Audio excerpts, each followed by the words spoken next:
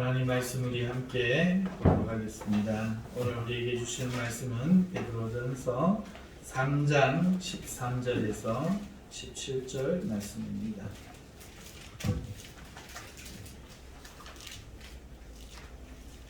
베드로전서 3장 13절에서 17절 말씀입니다.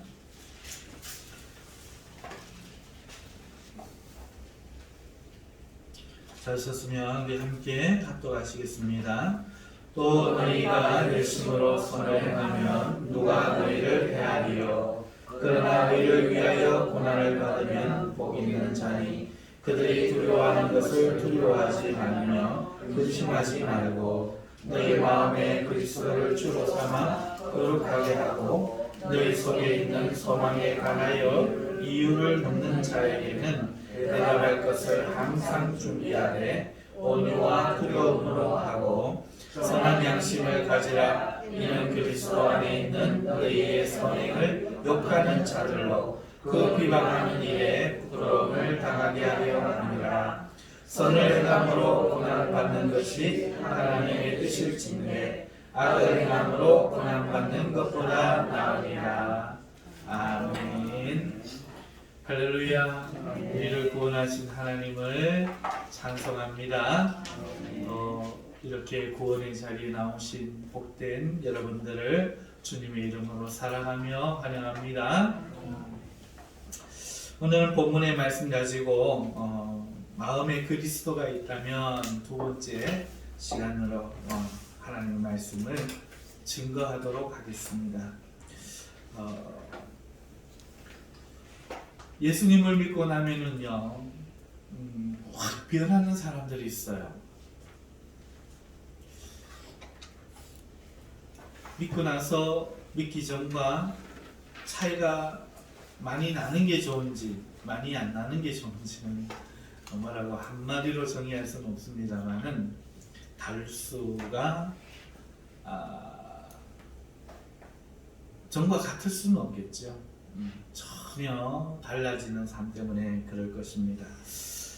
제가 한번 드렸던 말씀인데 제가 다닌 모교는 고령에 있는 기족교회라는 작은 교회입니다.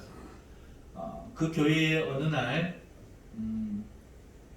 어떤 여자분이 오셨습니다. 공장을 남편이 운영하고 계신 분의 아내인데 이분이 오신 이유는 성서에 있는 자신의 친여동생이 예수님을 믿고 은혜를 받은 모습을 보았기 때문에 온 것입니다. 자매니까 너무 잘 알지요. 근데 자매가 확 바뀌었대요. 완전히 바뀌어버렸대요. 내성적이고 또 비관적이고 우울했던 그 여동생이 기쁨에 털 넘치고 사람의 인성이 확 바뀌고 마음 씀씀이가 바뀌고 그래서 가정도 바뀌었다는 거예요. 성서에 있는 동생이 언니도 예수 믿으라고 이 좋은 예수님 믿으라고 말을 하니까 이 언니가 충격을 받은 거예요. 처음에는 그러려니 했는데 이 언니가 이 동생이 너무 행복해 하니까 부러웠어요. 그래서 교회를 찾아서 저희 동네까지 그 동네에 교회가 없어서 와서 그 이야기를 하면서 저도 예수님을 좀 만나보고 싶습니다 하고 오신 것이죠. 예수님을 믿으면 사람이 바뀝니다. 저는 참 많이 본 것 같아요. 제가 월배 제일교회에 잠깐 다녔습니다. 고령에 있다가 23년을 다닌 그 교회에서 어느 날 하나님 떠나게 하시더라고요. 야단 맞고 떠났어요. 안 간다고 야단 맞고 떠났는데 거기 교회를 갔는데 대구 상인동에 있는 교회인데 잘 지어놨더라고요. 잘 지어놓고 벽돌로 지어진 교회에 성도들도 그 당시에 한 200명에서 300명을 향해서 막 부흥하는 교회였습니다. 그 교회에 저희 청장년 제 나이 또래의 사람들 중에 정명권 집사님이라는 분이 있었어요. 이 집사님이 그 교회 토박인가 봐요. 그래서 이제 청장년 모임에 원래 이제 저도 나이가 되니까 같이 하자 불러주셔가지고 갔는데 꿀꿀음을 느끼는 거예요. 뭔가 이분하고 저하고 꿀꿀음을 느끼는 거예요. 굉장히 경계하고 굉장히 뭔가 힘든 어떤 그런 걸 느껴서 기도해 줘야겠다 싶어서 작정하고 기도를 해드렸어요. 그랬는데 그로부터 약 한 달 정도 지났을 거예요. 이분이 얼굴이 환해져가지고 오셨어요. 얼굴이 환해져가 오셨어요. 그래가지고 막 반가워서 손을 붙잡고 그때는 이제 집사로서 미국에 있었으니까 나 집사님 제가 식사를 대접하고 싶습니다. 그러면서 앞에 가갖고 교회 앞에 식당이 하나 있었는데 그 식당에 저를 데려가갖고 밥을 사주시는 거예요. 그러면서 이야기를 합니다. 집사님 지난 주간에 우리 자기들 이제 그 교회에서 목사님이 하고 계신 교육 프로그램이 있어요. 그래서 그 교육 프로그램에서 이제 산에 가서 집회를 했는데 제가 거기를 다녀왔는데 집사님 놀라운 일이 있었어요. 그래요. 놀라운 일이 있었대요. 집사님 세상에 기도를 막 받고 이러는데요. 나는 모태신앙이고요. 평생을 예수님 믿었고요. 그런데요, 내 마음은 차고요. 하는 일이 잘 안 되고요. 돈이 막 늘 샜어요. 돈을 벌기는 많이 버는데 사업을 하니까 돈을 많이 버는데 돈이 남지를 안 하고 자꾸 새고요. 신앙에도 은혜가 없고요. 저 상금 맺어라 싶고요.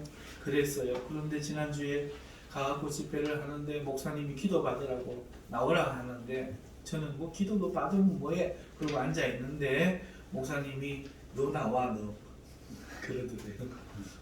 그래가지고 깜짝 놀라가지고 나왔대요. 나왔는데 목사님이 손을 얹고 혼자 하는 얘기가 귀신아 예수의 이름 명하니 떠나갈지어다 막 하더래요. 이 돈 세게 하는 귀신아 떠나갈지어다 막 그러더래요. 그러는데 놀라운 일이 뭐예요? 무슨 뭔 소리를 하노? 하고 있는데 갑자기 구역질이 나더래요. 속에서부터 뭔가 구역질이 나면서 에 그러더니 막 허영을 내는데 그때부터는 정신이 없더래요. 뒹굴고 그 토해 놓은 것에 막 뒹굴고 막 그 정신이 막 잃어버려. 창피한 것도 갑자기 사라져버리고 이거 교회 들어가면 큰일 났다. 구역질 할 때만 해도 이래도 왜 하노? 내 속에 귀신이 있었나? 이러면서 막 그랬는데 새 사람이 됐어요. 집사님 날아갈 것 같아요. 집사님 사랑이 넘쳐요. 기쁨이 넘쳐요. 그러면서 나한테 내가 뭐라 그랬습니까? 기도밖에 해준 게 없는데 나한테 그런 이야기를 하시는 거예요. 그리고는 사람이 완전히 바뀌어버렸어요. 이 이야기도 우리 또 애들 엄마가 다 보아서 아는 얘기고 그리고 얼마나 그 다음부터 가까이 지내게 되었는지 모릅니다. 나중에는 신학교도 잠시 오셔서 하나님이 신학을 목회자 하려고 하는 게 아니라 하나님을 더 알고 싶어서 공부를 또 하시고 지금 계속 사업을 하고 계세요. 예수님을 믿으면 변하는 게 정상입니다. 안 변하는 건 이상하죠. 왜 변할까요? 변하는 이유가 뭘까요? 변하는 이유는 예수님을 믿게 된 기쁨 때문에 변했죠. 다른 게 없습니다. 예수님을 믿는 거예요. 예수님이 하나님의 용서요. 오늘 우리를 위한 대속의 제물이요. 우리를 심판과 죽음에서 구원하신다는 그 사실을 마음에 믿게 되니까 이제 자기의 인생에 심판이 없고 자기 사후가 안전하다고 생각이 들어오니까 성령님이 역사를 하시니까 그 순간부터 기쁨이 넘치기 시작하는 거예요. 죄사함을 경험하면서 자신의 삶의 완전한 변화를 그 사랑이, 그 그리스도의 사랑이 이루어내는 거죠. 더 이상 죽음이 두렵지 않고 심판이 무섭지 않고, 그리고 더 이상 외롭지가 않고, 자기를 얽매이고 있던 것들이 이제는 의미가 없어져 버린 거예요. 혼자가 아니며 도우실 하나님이 있다는 사실 앞에 완전히 변해버린 거죠. 그래서 그 하나님이 나와 함께 계시니까 소망이 생기고, 그 소망 때문에 행복해하고, 사람들은 그 행복을 보는 겁니다. 그 사람이 전하는, 그 사람이 말한 내용을 듣는 게 아니라 그 사람의 얼굴을 보고, 그 사람의 삶의 모습을 보고, 그 사람의 기쁨을 보는 것이죠. 그래서 완전히 변하는 사람들을 보았어요.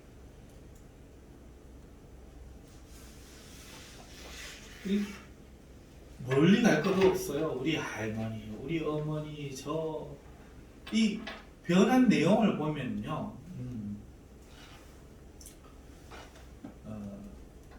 뭐 저희 이야기 이제 또 굳이 안 해도 되겠죠. 얼마나 그렇게 우리 사촌 동생이 오빠가 목사가 되다니 감사하다고, 하나님 은혜라고 그랬겠죠. 그랬겠죠. 정말 저는 목회자들 자격이 없는 사람이죠. 정말 끝장을 받은 사람인데 하나님이 불러주셨죠. 그리고 지금 주님을 위해 새벽부터 밤까지 하나님을 사랑하고자 하는 사랑도 못해요. 입으로만 하는 거예요. 근데 그 열망이 내 가슴에서 사라지지 않죠. 사랑하는 성도 여러분, 하나님의 은혜가 무엇입니까? 하나님의 진노와 형벌에서 우리를 값없이, 우리를 불쌍히 여겨서 긍휼하심으로 용서해 주신 것 아닙니까? 오늘 우리의 당면한 죽음 무엇입니까? 썩음이지요. 허무해짐이죠. 부질없지 않은 죽음 앞에. 돈을 벌면 뭐하며, 젊으면 뭐하며, 건강하면 뭐하며, 사랑하면 뭐하며, 이 죽음 앞에는 모든 게 허무하고 썩어버리는 거예요. 그런데 예수님으로 인해서 오늘 우리는 이 죽음, 이 허무함을 벗어나서, 이 절망을 벗어나서 소망의, 생명의 소망을 얻고 영원한 생명, 참된 생명, 생명다운 생명을 살아갈 삶의 날들을 우리는 약속받고 있잖아요. 뿐입니까? 오늘 이 땅에 삶이 있는 것처럼 분명한 천국의 그 삶이 있는데, 그 천국의 유업과 상급이 있고, 또 천사보다도 더 높은 지위, 존귀한 지위가 우리에게 있지 않습니까? 뿐입니까? 우리에게서 마귀의 일이 사라질 겁니다. 미워하고 시기하고 질투하고 경계하고 자랑하고 교만하고 그 일이 다 사라져버리고 사랑이 충만한 삶을 우리는 천국에서 살게 될 소망이 남아있죠. 제일 좋은 거는 뭐냐? 하나님을 보는 거죠. 우리 아버지, 나를 위해 죽어주신 그 주님, 그 눈을, 그 눈빛 색깔도, 그 키도 보게 될 것. 우리 주님은 몸으로 계시니 하나님처럼 영으로 계셔서 범접할 수 없는 천사들도 얼굴을 가려야만 하는 두려운 존재가 아니시라 우리처럼 육체를 가지고 나와서 롱타임 노시 악수해 주시며 포옹해 주시며 이름을 불러주시며 우리를 만나 주실 테니 그보다 더 큰 상급은 없지요.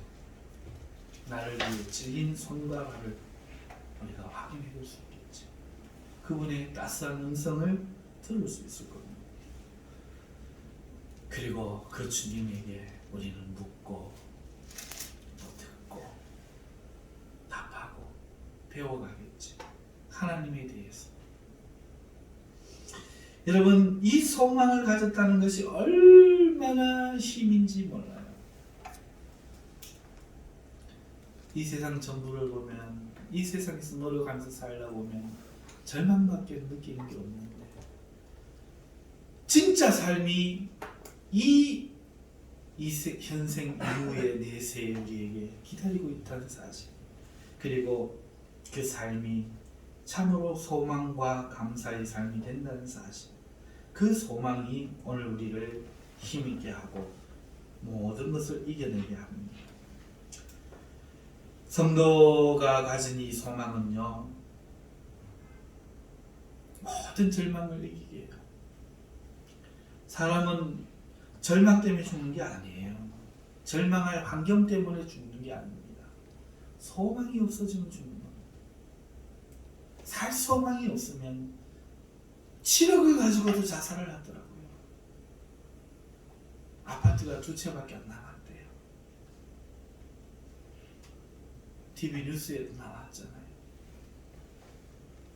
누구는 700만 원도 없이도 살만 사는데 웃으면서 사는, 7억을 갖고도 재산 다 잃었다고 자살을 한 남자의 이야기를 뉴스에서 보면서, 사람은 가진 것 때문에 사는 게 아니라 소망이 없어서 사는구나 깨닫게 됩니다. 사랑하는 성도 여러분,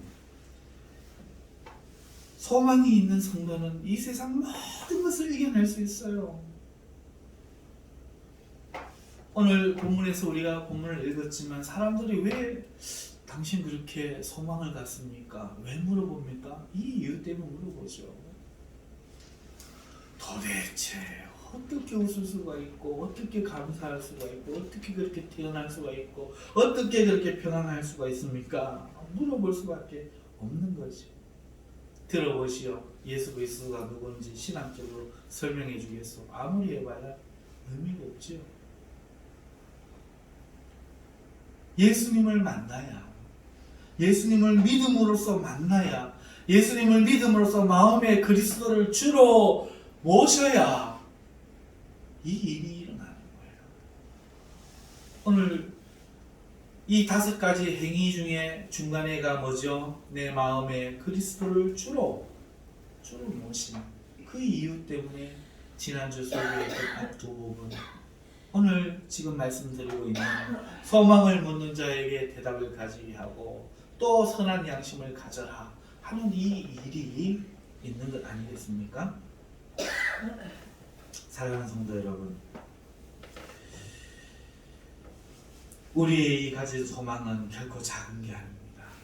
결코 무능력한 게 아닙니다.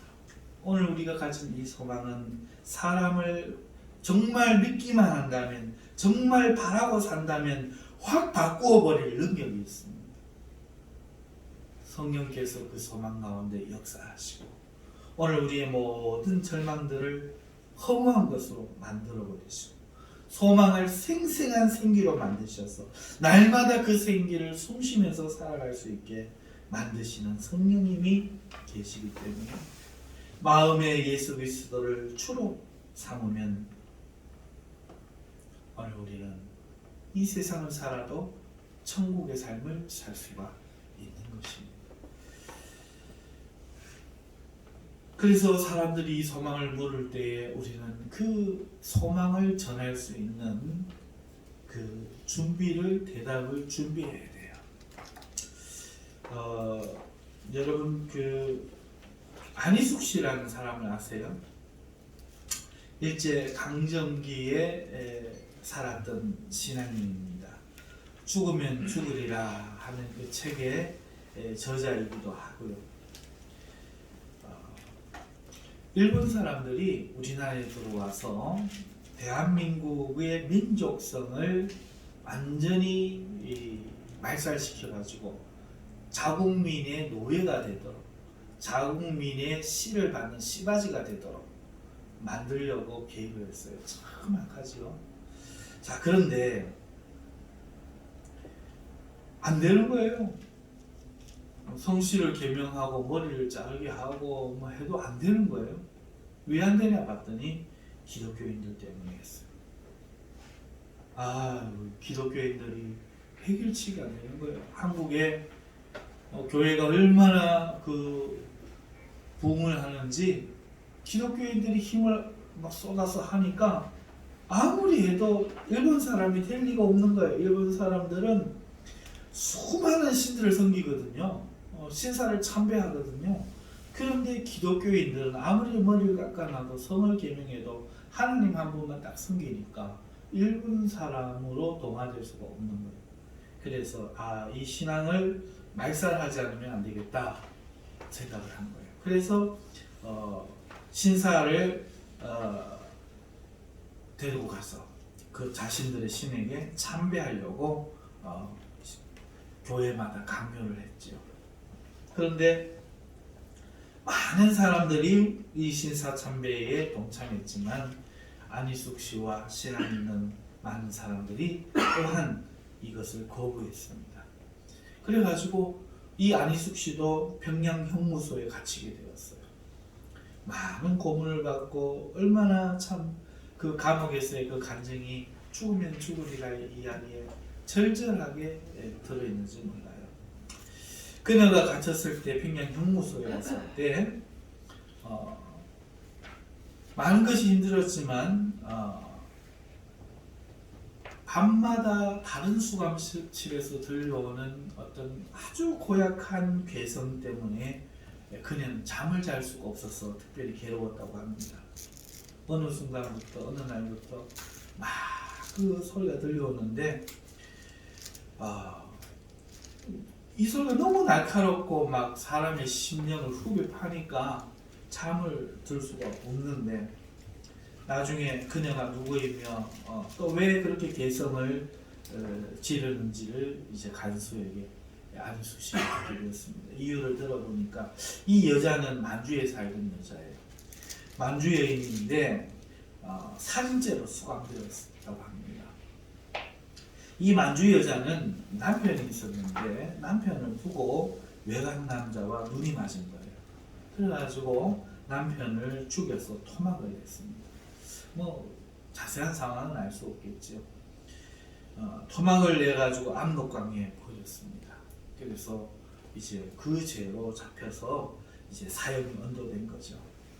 그런데 그녀가 밤마다 이렇게 괴성을 지르는 이유는 그 이유가 아니라 취조를 받던 중에 자신의 그 새로운 남편과의 사이에서 아기가 있었는데 그 아기를 그만 빼앗긴 거예요. 취조받는 바람에.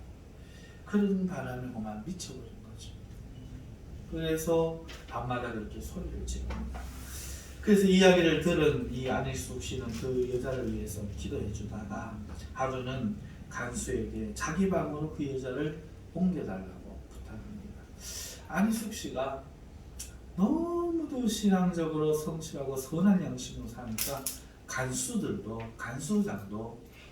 이 안희숙 씨를 존경하고 막대하지 않고 그랬대요.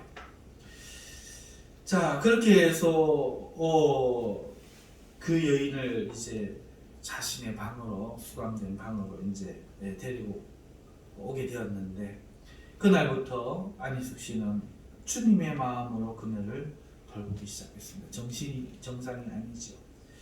미쳐버렸습니다. 한에 맺힌 그 여인을 사랑하는 일은 밑빠진 독에 물 붓기 마냥 정말 그 의미 없는 일처럼 느껴지는 힘 빠지는 그런 일이었지만 포기하지 않고 그렇게 기도해 주면서 그녀를 돌보았습니다. 그러다가 만주어를 할 줄 아는 사람에게 만주어를 배웠습니다. 그래서 그녀가 이 말을 배웠다고 해요. 나는 당신을 사랑해요. 나는 당신이 참 좋아요. 이 말을 배워가지고 그 말을 그 미친 여자에게 끊임없이 닦아주면서 되풀이하여 오줌도 싸고 똥도 싸고 온몸이 막 끓어가고 피투성이가 된 여자를 끌어안으면서 나는 당신을 사랑해요. 나는 당신이 참 좋아요. 그렇게 말해주기 시작합니다. 그런데 참 신기한 것은 이 당신을 좋아한다, 사랑한다는 말을 듣는 이 만주 여자의 발작이 점점 멈춰져 가는 거예요. 줄어가는 거예요. 그리고 어느 날은 당신을 사랑해요. 당신이 참 좋아요. 참 예쁘게 생겼네요. 말을 하는데 정신을 차리고 눈을 들어서 자기를 바라보고 있더래. 안희숙 씨의 돌봄을 받아들이기 시작하자 그녀가 정신이 돌아오는 거예요. 그리고 정신을 차린 만주 여자는 자기 이야기를 들려줍니다. 안희숙 씨, 자기가 어떤 죄를 지었는지, 어떤 일이 있었는지, 그리고 당신은 나를 왜 사랑하는지. 안희숙 씨는 그녀에게 자신이 믿은 예수 그리스도를 들려주고 자기가 지금 옥에 왜 와 있는지, 예수님 믿기 때문에 와 있다는 사실을 들려주고, 이 여인은 자기는 죄 때문에 감옥에 있는데 이 여인은 예수님 믿기 때문에 선하신 예수를 위해서 감옥에 와서 이렇게 지내면서도 원망하지 않고 다른 사람들을 이렇게 사랑하는 모습을 보면서 복음을 받아들이고 하나님 앞에 죄인임을 고백하고 그리고 사형을 의연한 마음으로 받아들이겠다고 약속을 했답니다. 그리고 사형 집행일이 되었을 때 그녀는 평화롭게 안희숙 씨에게 감사했다고 인사를 전하고 의연한 걸음으로 현장으로 나갔다고 합니다. 사랑하는 성도 여러분, 절망으로 죽어가는 정말 못된 남편이었을 수도 있죠. 얼마나 못됐고 얼마나 자기가 나쁘게 했으면 새로 이 남자를 만나서 그 도망만 가도 될 텐데 죽여서 도망을 했을까요?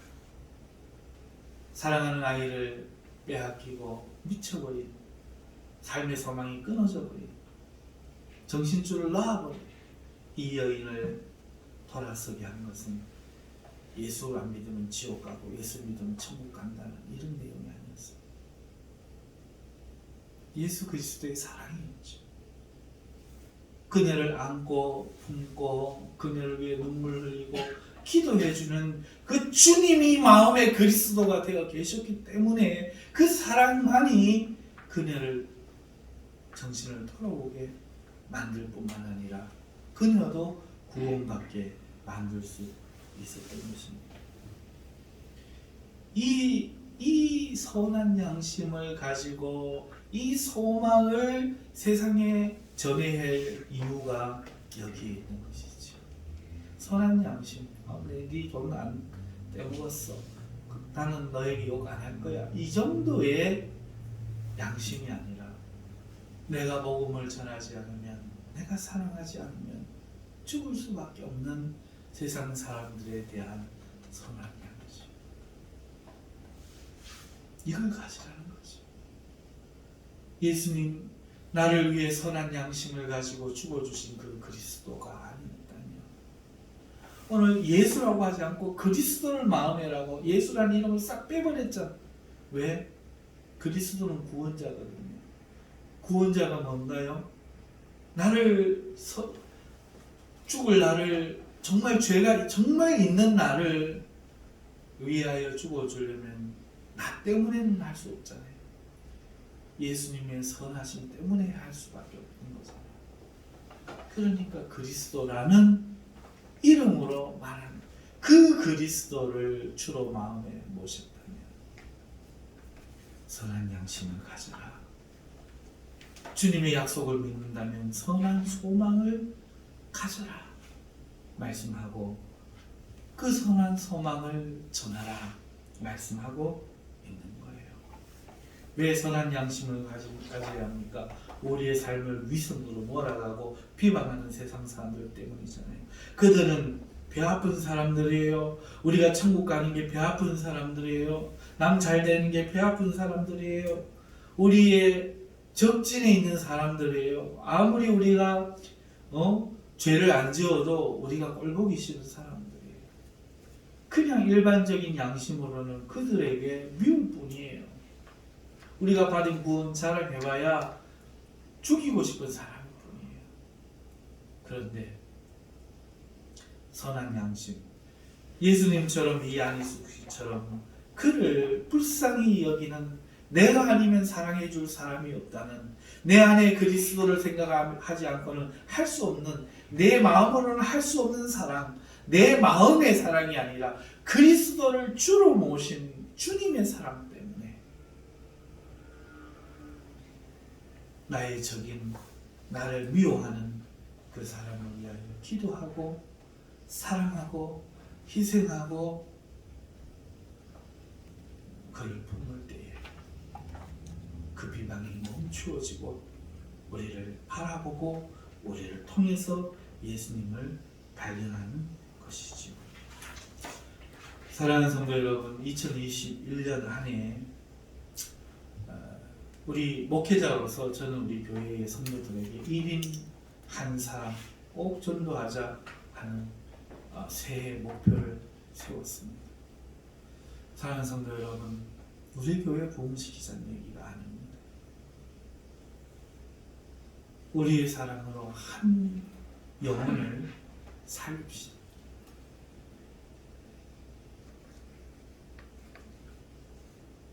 복음을 어떻게 전할까 하면은 장저, 타락, 구속 이걸 이야기하려고 하는 것으로 우리는 전도를 생각합니다만 그거 하지 마십시오. 내 쓰고 남는 거 하나 주는 것으로 사랑을 표현하려고 하지 마십시오.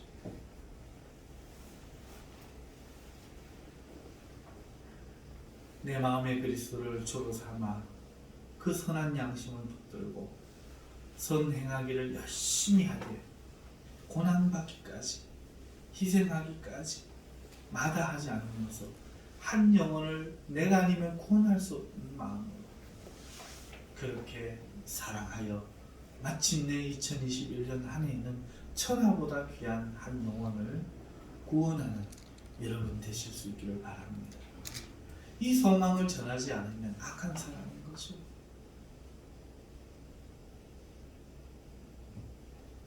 사랑하는 성도 여러분, 말씀을 읽겠습니다.